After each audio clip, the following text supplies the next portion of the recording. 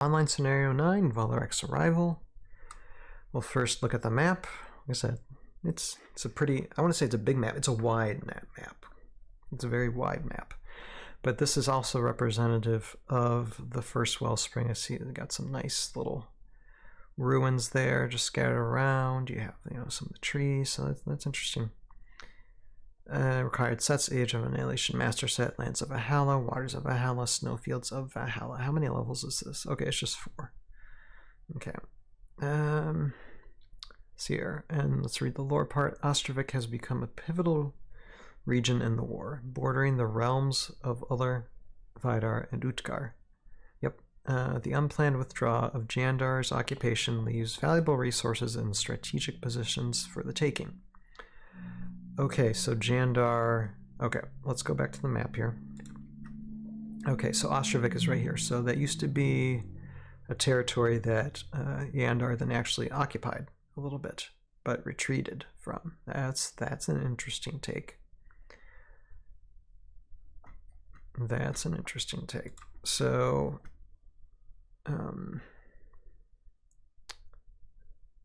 As the 3 generals battle for the region, their campaigns collide at the Tarn of Volsunga, home to the first wellspring ever discovered, the one disowned by the great chronicler Thorman himself. So we get some mention of Thorman here. At least he's not being totally ignored. That's good.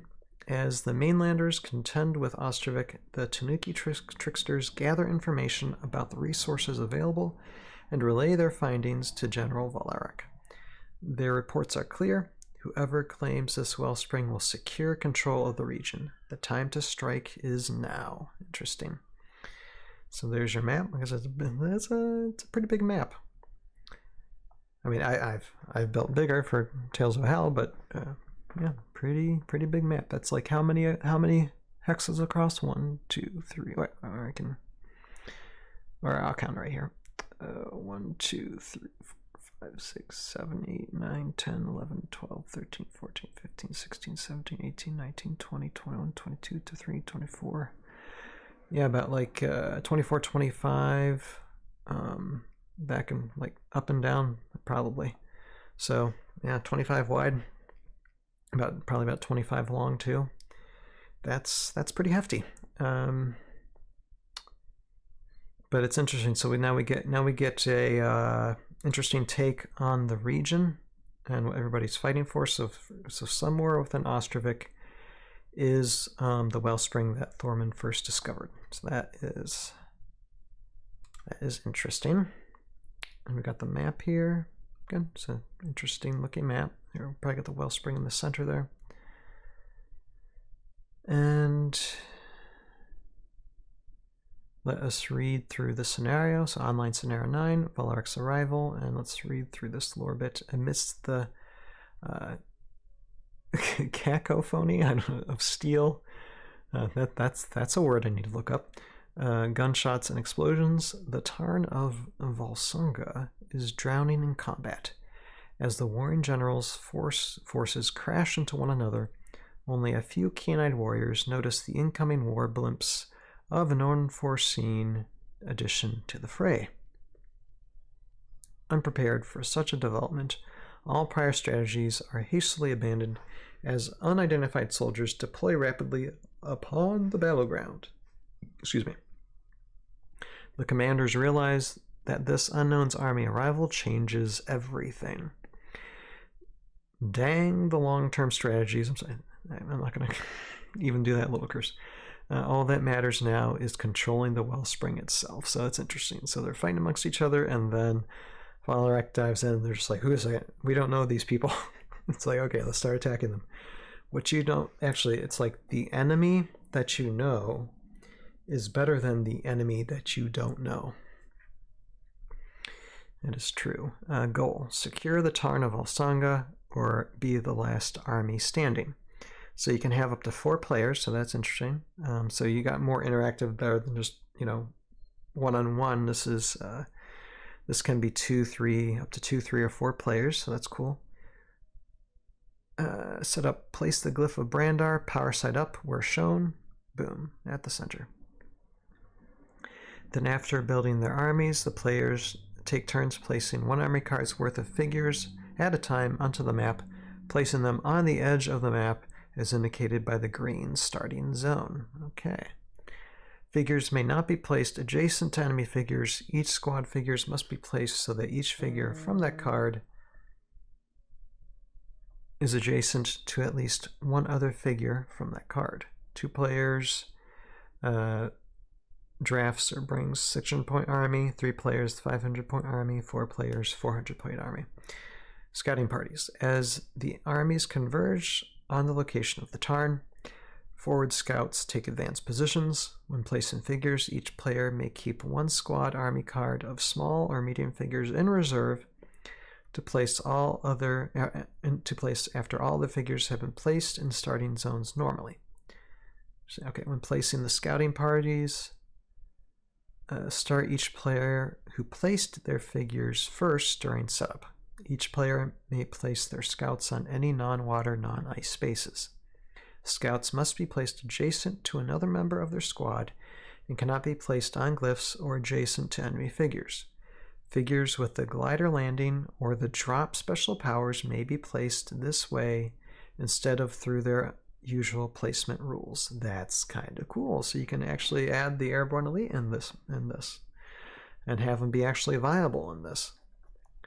A victory. When any player scores 8 objective points, they secure control of the wellspring and win the game.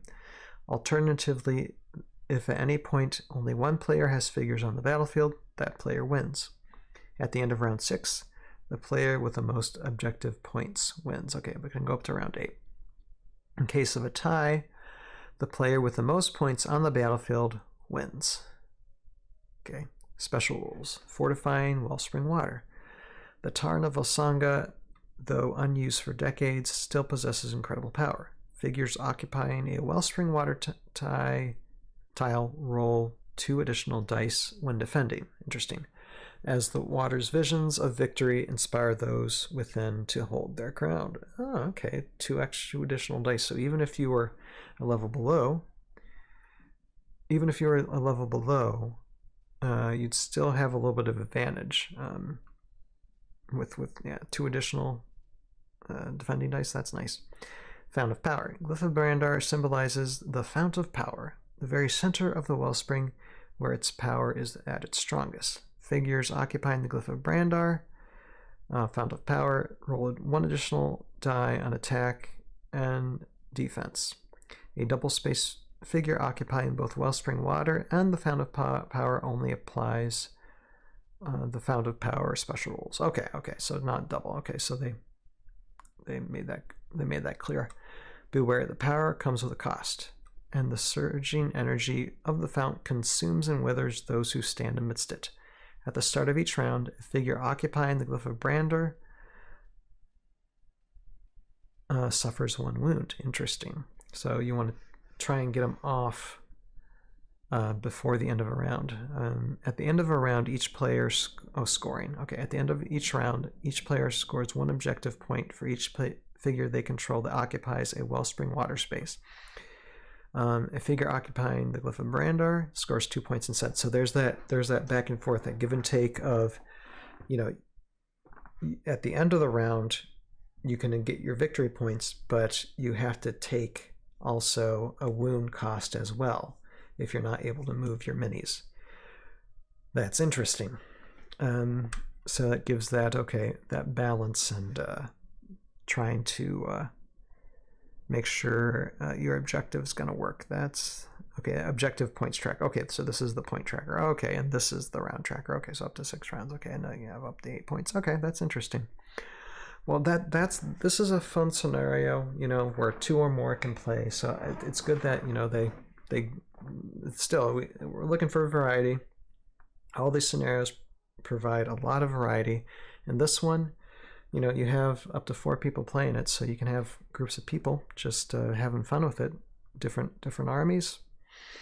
Sounds like a fun game night, really, perfectly honest. So no complaints there. Love the little bit of lore we have about what Ostrovik means to everybody, and how, like I said, Volarak's arrival. That's a very it's a very cinematic thing, I guess I would say. Cinematic things. So yeah, no real complaints when it comes to that. So that is taking a look at Map 1, the Tarn of Volsunga, and Online Scenario 9, Volarak's Arrival. Another fun scenario to tack on to your gaming experience.